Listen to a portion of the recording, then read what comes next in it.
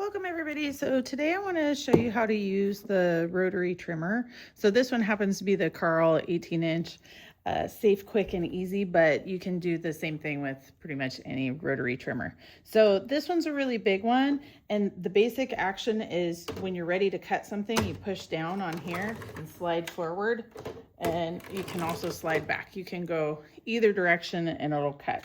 So it does have some areas where, like, if you know what size, they have some common sizes that like photos like to be cut to. For me, on the extra credit tickets, I have printed lines that I want followed. So the main thing most people get confused with is where the actual cut line is, because a lot of times they'll think it's like this area over here or something, but it's actually right at the edge of this plastic.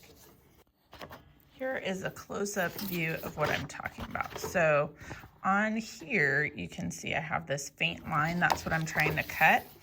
And when I slide this under, you can see this plastic edge. This is the plastic edge I'm talking about. So this right here has to get lined up with that dotted line on my paper, and then push and slide. And that's where it cut, right at this edge. So I won't do more than 2 pages at a time usually, and if it's real thick paper, then I'll just do 1.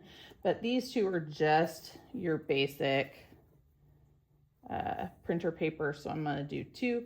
You can do more if you want, but it's just harder that way. So once I have it in position and where I want to cut is lined up with this edge on the plastic, I push down, forward, and then as long as it's cut through, then I can move to my next cut. So again, position it to where you want it to cut right here, push down, slide, rotate,